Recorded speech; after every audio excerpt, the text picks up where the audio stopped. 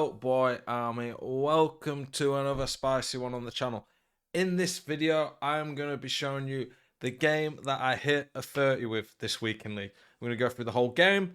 It's not going to be like a full analysis, it's more just going to be me talking over it, giving you some pointers. But this video is going to show you the game that helped me hit a 30. Big rewards coming tomorrow, by the way, for Prem Team this season. Give you some tips, advice, show you some top gameplay, and give you feedback on how you guys can improve. So get involved, watch this video. There's going to be lots of little snippets, bits of information to help you guys improve, to help you get those better results during Team of the Season Weekend League. If you've got any content, any videos in particular you want to see, please let me know in the comments. I always try my best to read all of them. Let's get into it.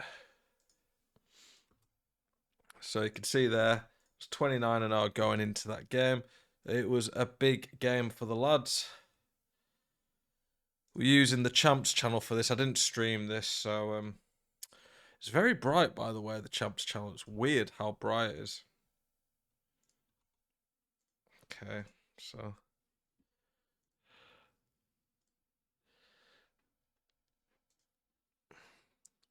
bit of a risky pass by me there. You can see I'm in the white. See that I'm playing the really aggressive 4-3-1-2, so it is a bit risky, but at the same time, it puts a lot of pressure on and manages to catch people out.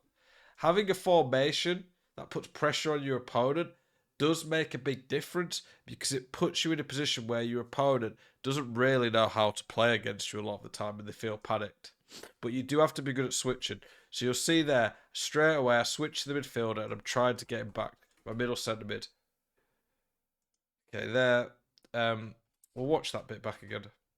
This software is just a bit annoying, but there's not a lot I can do about it. So here, I'm getting the midfielder back. As soon as he goes there, I go there to try and bait that pass. He isn't going to do a chip through ball first time. People don't do that. So I try and bait that just so I can instantly get the ball. And then as soon as he goes there, I have to move my guy back there. Knowing when you can bait things, when you can put your opponents under pressure, when you can gamble on interception, when you need to cover through balls, these are all important things. I normally want to control my midfielders, but generally here I'm trying to put pressure on, and I know that he can't just turn and get past me. Okay, a bit of left stick dribbling there just to keep the ball. You can see this guy had a pretty decent team. Good quick passing there. I've tried a through ball there. I know that it's Vieira, and for a second I thought I might get him, but when I realised Vieira's in position, that's why I just turned back, recycle possession. So many people don't recycle possession enough, and it's a great way of scoring lots of goals. There, I probably got a bit too close to Vieira. When you play against players like Vieira, honestly, you have to just treat them a little bit differently. You have to treat them with more respect. Because if you don't, they just do this stupid thing where you can't get round them. They've just got a bigger hitbox. You can see there, at first it looks like I'm caught out of position here. I'm trying to control midfield and put pressure on. In this position now, I'm trying to just jockey. And honestly, he gets very lucky. He's running that way and does a pass facing the wrong way. That kind of goes through me. In this position now, I'm just trying to get tight enough, but not too tight. So I don't want to dive into the point that he just turns me, but tight enough that I can block the shot. And I just make that challenge and stop him getting a goal. From that position, a lot of people panic and leave an easy goal. Okay, going to counter-attack quick now. He's got a lot of men forward. It's a good chance to counter. He's pulled his man up there, so that is an easy through ball. So I get one-on-one. Honestly, I kind of choked this a bit. I probably should have just turned there and finessed it. But you can also learn from your opponents. What my opponent did there with his keeper, bringing him out but not bringing him the whole way so I couldn't just ball roll him for an easy tapping, that was smart by him. He did really well there to make it harder for me.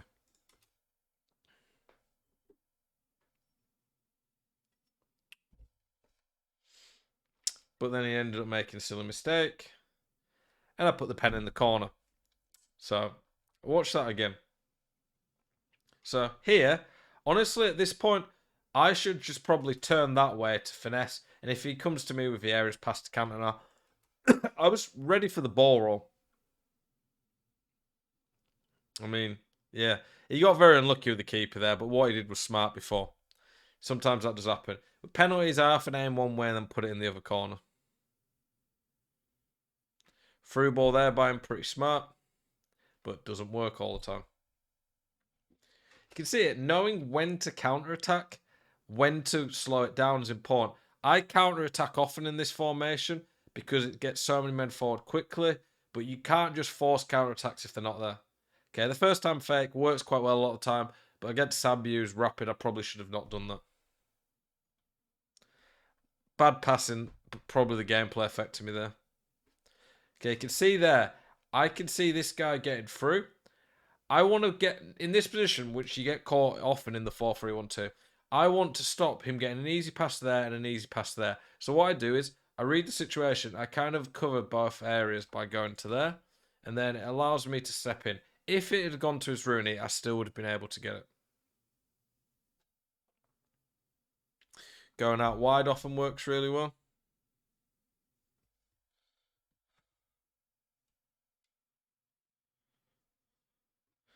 Again, the keeper movement caught me off guard. Some dumb play by me. Some dumb play by me at this point. Here, I probably should have just ran it and then shot across goal there. I could have even just squared it for a tap-in. But again, it's a good example of keeper movement. And when I watch it back, knowing in the future now, okay, I just need to focus more on not doing this stupid stuff. Make a decision and stick to it unless something obviously changes. Going near post there is generally the way of doing it, but he moved his keeper and put me off. You have to be ready for that in a game. I think I might end up just doing one half of this game. Maybe we could do another half for another one. But maybe we could just skip the goals because it's going to end up being a 30-minute video if not, and people don't seem to like those. See that using the width again of the fullbacks? Don't really know what I was doing there in my game for a 30. Probably should have just ball rolled him.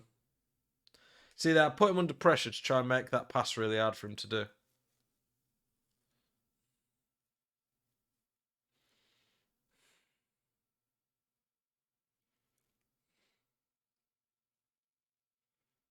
Good defence there. Again, counter-attacking at pace. Lots of 1-2s here. L1X or LB and A if you're on Xbox to trigger a run when you make the pass is really big because it just creates all these options. Look at these men forward. Got 3 men making runs forward, making it really hard for the opponent.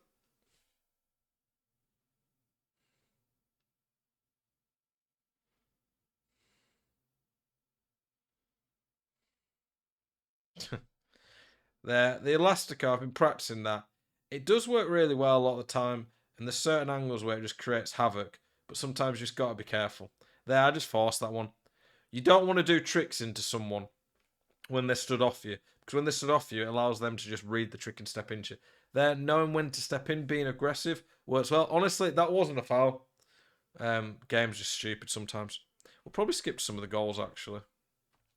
Okay, so let's watch the goal I conceded. So I've got a counter-attack here. Dead stop fakes into cutbacks like this are great. You have to have different ways of scoring. One of the best ways in this game is cutbacks. Dead stop fakes, they're really good. So I lose the ball a bit stupid there, rushing it forward. And that's the problem with this formation. You can just get caught out. Here, honestly, I probably should have just switched this guy and floated around here again. The cross is a bit lucky. I'm not really even sure if he's played for that, but I messed up a bit on that. Skipped one of the goals. So double tap passes there, they're really good. So I use a directional nutmeg there. Again, knowing when I can run through and goal, when I have to turn backwards, that makes a big difference. Here, you see I've triggered a 1-2. Getting 1-2s to make your men run forward will make a big difference in itself. Here, if I do a normal pass along the floor, Vieira just gets that. Double tap passes are a really good way of just lifting above defenders. Then there, I'd be unpredictable. I turn onto my weak foot. It's a bit risky, might not always go in, but it's pretty consistent. So I go for it, ends up creating me a goal. So we already know this game ends 4-3, but let's watch some of the stuff.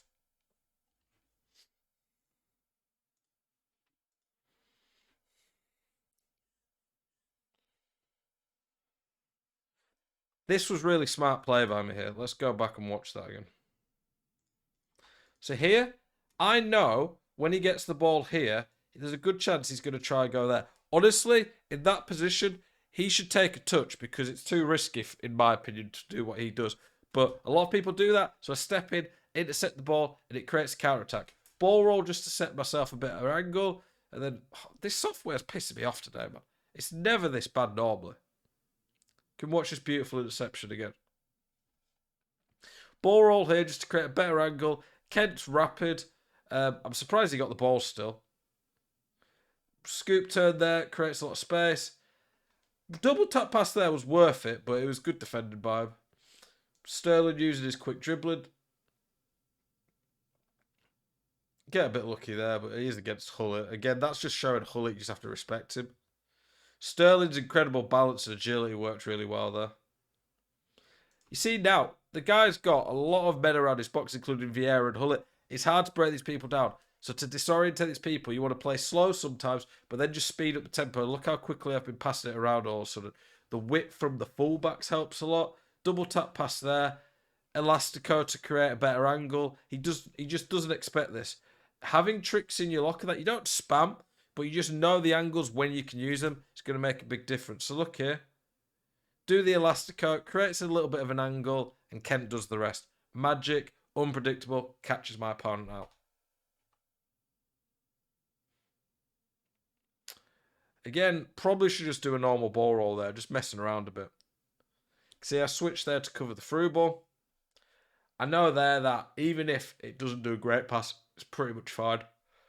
1-2 there, you can see again. I probably should have just turned and gone that way. Skip to the next goal.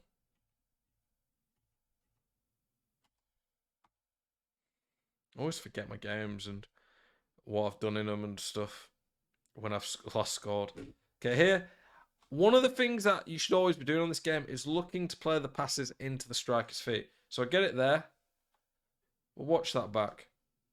So free kicks from this distance, I just take them short. That position there, just a quick directional nutmeg to shift the ball. It's absolutely broken. Works amazing. And it's just an easy goal there. One of the big reasons you want five... By the way, we'll get to this bit in a second. But one of the reasons you want a 5-star weak foot is because it just creates more opportunities. If you have a 3-star weak foot, you can't do half the stuff I'm trying to do. There, by the way, never run it from kickoff. So many people do this, and he just ends up giving the ball away so cheaply. It's just dumb. He gets lucky. But yeah, the guy's just head's gone here. There's not much else interesting that happens too much this game in terms of I'll still go win 4-3. But I want to just show you the goals that I end up conceding to show you like maybe where you can be a bit more careful. The guy's put a lot more press on now, so you just have to be a bit smarter against that.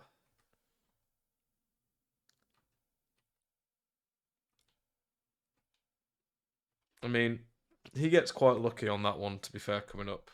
There, I should probably just ball roll and protect the ball a bit better. So here, I could have switched a bit earlier to the centre-back, but honestly, there's no reason for the centre-back to get glitched out there. I probably shouldn't have brought the keeper out either, because in that position, in reality, my centre-back would have recovered. But the way he glitched through my centre-back was pretty lucky. But there, don't really need to rush keeper out if you know your defender can recover.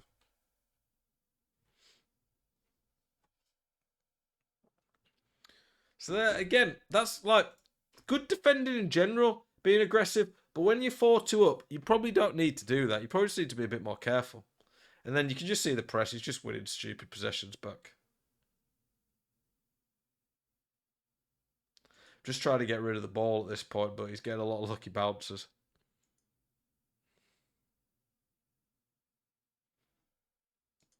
Good tackle there. Knowing when to step in, when to stand off, makes a big difference. Probably should have just through balled that quick. You have to think some of the gameplay is just bad and makes it hard to do this stuff. Like some of these passes, I just wouldn't be giving the ball away like that in general.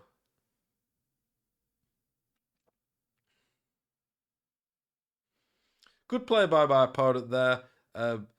Honestly, I probably could have covered it a bit quicker, but it was pretty good play. But in that position, a lot of it is just being a bit smart with the ball. I'm just forcing the ball. I should just pass it there, slow it down a bit. I hit a 30-0 this week on one of the hardest weekends of the year, and I still did some stupid stuff. Do you know what I mean? Everyone has room to improve. Watching your gameplay back can make a big difference. But yeah, that was the game that we hit 30 with. Appreciate you guys watching this video. Hopefully you picked up some useful advice from the gameplay. Some of the stuff that I did wrong. Like I said, 30-0 play still made lots of sense. Some of the good stuff. and helped you improve moving forward. Tomorrow's video is going to be a 3-5-2 video, trying to give you guys lots of different tactics to help you out. Appreciate your support as always. I'm going to be streaming tonight. Get involved on my Twitch. Keep it spicy. Peace.